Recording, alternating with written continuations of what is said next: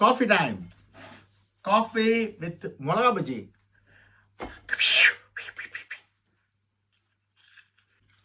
இதுதானே மசாலா டீ. செம்ம taste. Christmas டெக்கரேஷன்லாம் ready பண்ணிருங்க. இது போதும் கண்ணுமா, செம்ம டேஸ்ட்டு. நீ லஞ்சே லேட்டாக தான் சாப்பிட்டோம். இப்போ தான் சாப்பிட்டோம். அதுக்குள்ளே பஜ்ஜி குளிருக்கு, அதுக்குலாம் பஜ்ஜி நல்லா டேஸ்ட்டாக இருக்குது. நீங்களும் உங்கள் வீட்டில் இதே மாதிரி செய்து பாருங்கள். குளிருக்கு அடக்கமாக இருக்கும். மழை காலத்தில் எங்கள் அம்மாலாம் செய்து தருவாங்க அந்த காலத்தில்.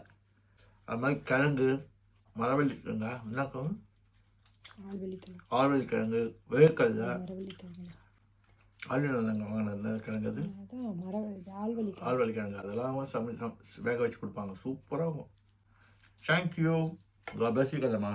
Good evening. Today dinner, biscuit with coffee. நான் என்ன சாப்பிட்டேன்?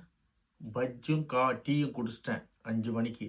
அதனால் இப்போ 7:30 மணிக்கு காஃபி வித் 2 பிஸ்கெட்ஸ். நைட்டில் 2 பஜ்ஜி தான் சாப்பிட்டேன், மிளகா பஜ்ஜி. அது போதும். இந்த ஊரில் ஆயில் தான் முக்கியமாக எல்லாருமே சாப்பிட்றாங்க. வேர்ல்டு ஃபுல்லாகவே நான் பார்த்துட்டேன். I been to many countries. எல்லாரோட சாப்பாடுலேயும் கம்பல்சரி ஃப்ரைட் ஐட்டம் இருக்குது. நம்மளோட அதிகமாக ஆயில் சாப்பிட்றாங்க. நான் சாப்பிட்றது அப்பளம் மட்டும் தான் ஃப்ரை பண்ணி சாப்பிடுவேன். Weekly once R twice fried item சாப்பிடுவேன். மற்றபடிலாம் குழம்பு, ஆயில் கம்மியாக சில்லியாக செய்வாள். நான் நிறைய சாப்பிட்டேன்னா அன்னைக்கு நைட்டு ஸ்கிப் பண்ணிவிடுவேன். அடுத்த நாள் வெரி வெரி லைட் ஃபுட் தான் எடுப்பேன். இட்லியோ 2 இட்லி, கொஞ்சம் சட்னி ஆர் சாம்பார். லென்டில் நிறைய எடுத்துப்பேன். சாம்பார் ஊற்றி சாப்பிடுவேன். நீங்கள் சொல்கிறது எனக்கு புரியுது. Thanks for your concern. அதனால் அவ்வளோ பெருசாக சாப்பிட்றதில்ல.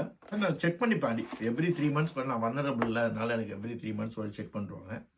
Thank you for your kind concern about my health, everyone. God bless you, everyone. God bless you, Kannamma, for your coffee. God bless you.